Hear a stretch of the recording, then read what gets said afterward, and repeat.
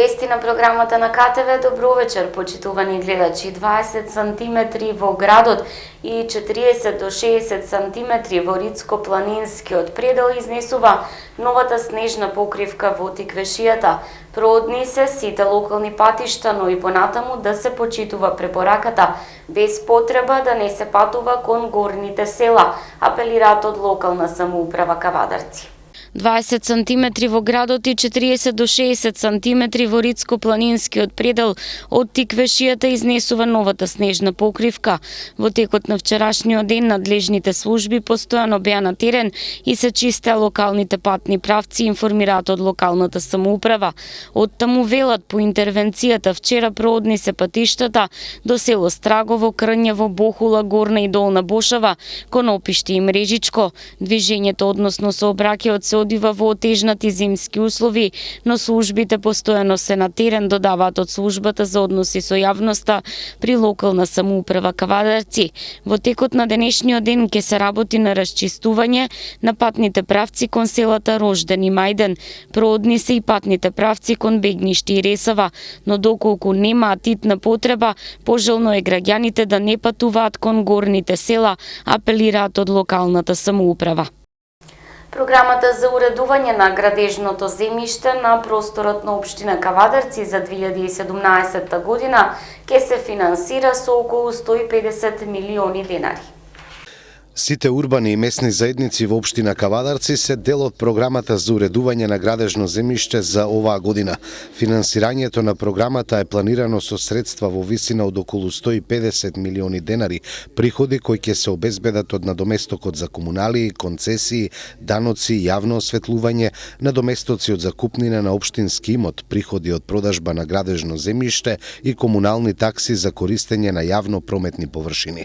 За Ваташа се планирани проекти во висина од 3,7 милиони денари, за Глишик 1,6 милиони, за урбаните заедници Страшо Пинџур и Киро Крстев се планираат по нешто повеќе од 9 милиони денари, 5 милиони денари за урбана заедница Браќа Досеви. Во програмата за уредување на градежно земјиште за урбана заедница Браќа Џунови е планирано да се реализираат проекти во висина од околу 6 милиони денари, за урбана заедница Задругар 3,4 милиони денари, исто толку и за урбаната заедница Слога. 4 милиони денари пак за Кула и 3,5 милиони денари за Љубаш. Во програмата се планирани и системи за одводнување и прочистување на отпадни води, како и системи за водоснабдување, за што е планирано да се потрошат близу 5,5 милиони денари. За изградба на првата фаза од нова детска градинка, општината планира 20 милиони денари, за доизградба на кејот на реката Луда Мара со кофинансирање 5,2 милиони денари. 10 милиони се планирани за изградба на колектор за отпадни води, за со 2,5 милиони е планирана реконструкција на противпожарната станица. Во програмата се содржани и изградба на уште неколку јавни објекти, и тоа пешачки мост над улицата Шишка, реконструкција на училиштето во селото Марена, изградба на детски игралишта, тампонирање и санација на полски патишта. По повод верскиот празник Свети Трифун, Сдруженијето на граѓани Винотек во соработка со општина Кавадарци организира дегустација и оценување на вина и ракии. Сите заинтересирани можат да се пријават во Винотек најдоцна до 10 февруари.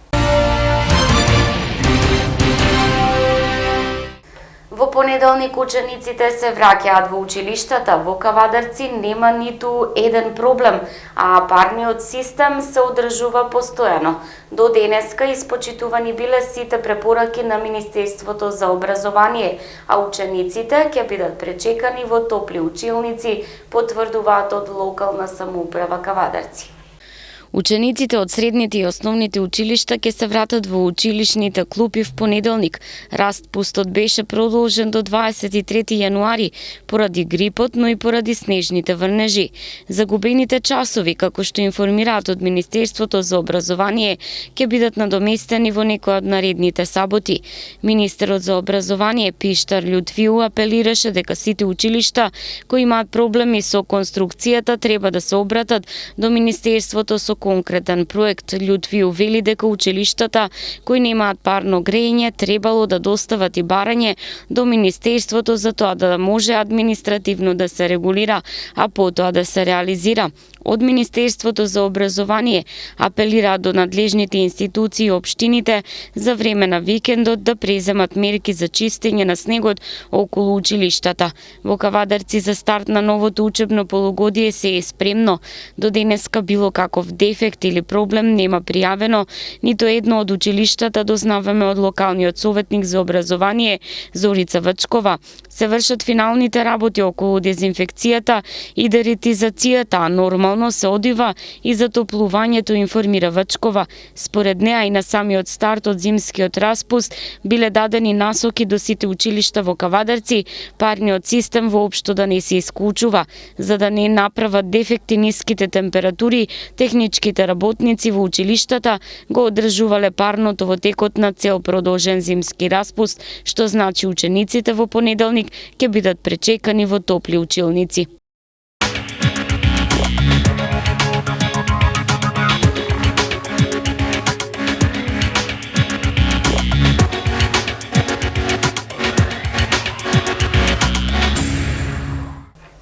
Од спортот, фудбалскиот клуб Тиквеш како име се враќа на второлигашката фудбалска карта во Македонија.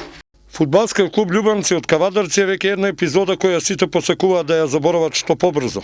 А под името кое што е препознатлив белег за кавадаречкиот фудбал, градскиот фудбалски клуб Тиквеш во понеделникот ги стартуваше подготовките за продолжението од сезоната во втората по ранг Македонска фудбалска лига, во која главна цел ќе биде обезбедувањето опстанок.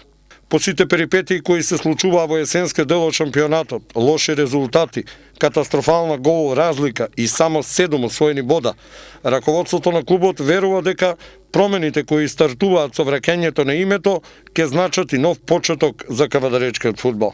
Административните процедури за промена на името речиси се завршена работа, бидејќи се чека уште само ФК Тиквеш да излезе во централниот регистар. Љубанци е веќе минато, а Тиквеш е името кое ќе треба да ги обедини сите – фудбалери, навивачи, бизнис сектор, но и да им даде дополнителен мотив на сите оние кои ќе го облечат дресот со славното име.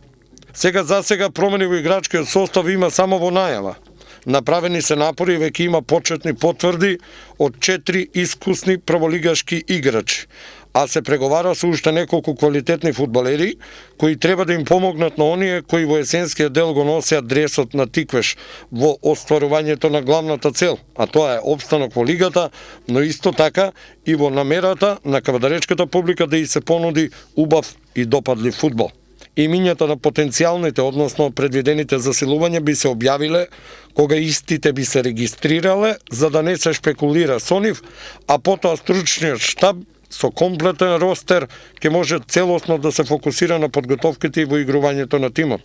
За сега се тренира еднаш на ден заради лошите временски услови и ниските температури, но веќе од понеделник најавено е да се тренира и 2 пати на ден. За подсетување, првото коло од продолжението на шампионатот е закажано за 25 февруари, а во него Тиквеш ќе му гостува на тимот на Хоризонт Турново. Во меѓувреме, според информациите блиски до клубот, на 11 и 12 февруари најверојатно ќе се одржи и меморијалниот фудбалски турнир Вуко Каров, кој годинава според предвиденото би требало да трае 2 дена. Утре продолжува кошаркарското првенство на Македонија. Фени ќе му гостува на тимот на Охрид. Заврши кратката зимска пауза за најдобрите кошаркарски екипи во Македонија. По скоро 1 месец одмор, екипите од првата кошаркарска лига се враќаат во редовен ритам. Според Македонската кошаркарска федерација, викендовна програмата се дуелите од 9-то коло. Дербито на колото се игра утре од 19 часот во Гевгелија, во салата 26 април, каде Кожув го пречекува вице-шампионот Куманово. По зимската пауза гевгеличани направија неколку промени во ростерот и со нови сили ќе се обидат да му се реваншираат на вице-шампионот за минималниот пораз во Куманово. Кошаркарите на Игор Михајловски пред некој ден убедливо го совладаа Куманово во надпревар од Бибол лигата и посекуваат истото да го повторат и на дуелот од 9-то коло во првата лига. Интересно ќе биде и во дербито од долниот дел на табелата. Во Кавадарци Пелистер поради реновирањето на салата Младост во Битола во сабота од 17 часот во салата Јасмин ќе го пречека младиот тим на Вардар. Битолчани се фаворити на овој дуел, но младите кошаркари на Вардар однапред не се предаваат пред ниту еден противник, туку со агресивна игра по целиот терен ќе се обидат да го изненадат домакинот Пелистер во Кавадарци. Кошаркарите на Фени Индустри во деветото коло гостуваат кај АВ Охрид. Избраниците на Малинков со победнички ритам ја почнаа 2017 година и посакуваат низата на победи да продолжи и на мечот против Охрид. Последниот меч од деветото коло ќе се одигра во среда од 18 часот во Скопје во арената Борис Трајковски, каде лидерот на табелата Работнички е домакин на реновираната Струмица. Искусниот тим на Работнички, предводен од Илиевски, Мираковски, Чековски и Тасовски, размислува само на победа.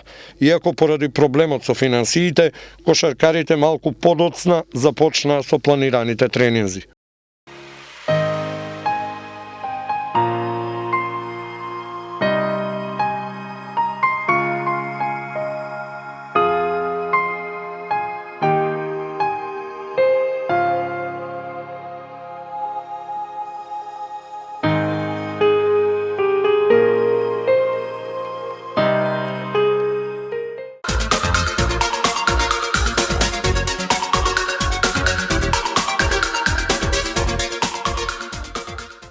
На крајот од вестите временска прогноза.